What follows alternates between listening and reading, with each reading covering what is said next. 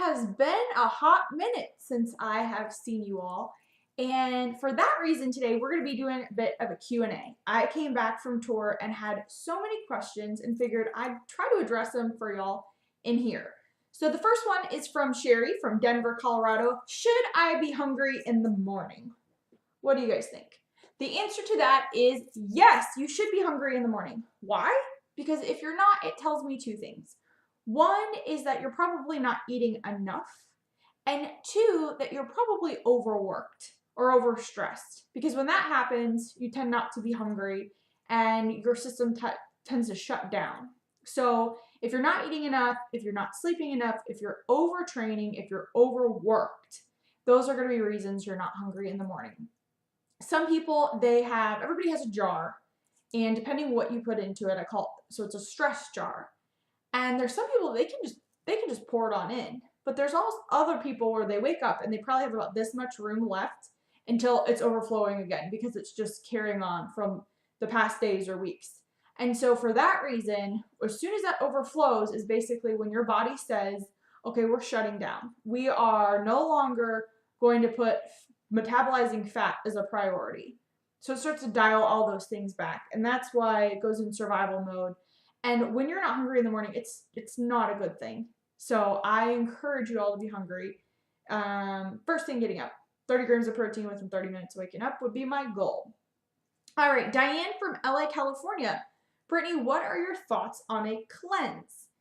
I have done a video on this before. It is not a good way for people to develop a relationship with food. It's not sustainable. It never is. And it also gives us permission to screw up, which is not how it should be. I don't want you to binge only to take away macronutrients to your body for 3 to 5 to 7 to 10 days, whatever it is. Fill it with psyllium husk so you feel full, and then just flush yourself. And mentally you feel better, but psychologically it's not sustainable. John M. from Cocoa Beach, Florida. Brittany, what do you think about a cheat day? Again, it develops a poor relationship with food.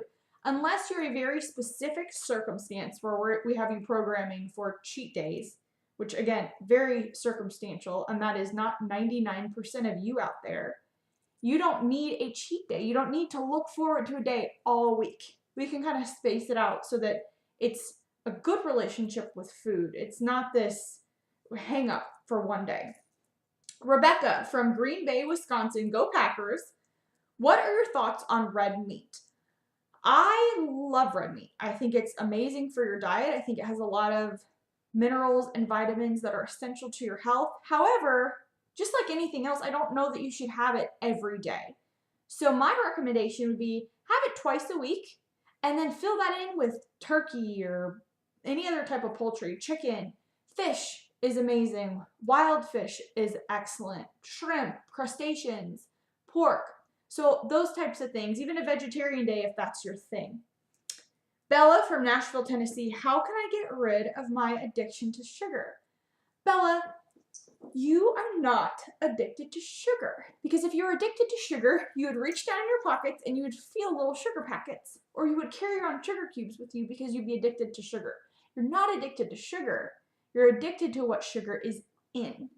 Therefore, what we have to do is first of all numb you to that extra sweet things like sodas or even artificial sweeteners that are oversensitive to they hyperstimulate your brain and your taste buds. So we're going to take those out of your diet and we're going to replace those with vegetables and with fruits that are naturally sweet.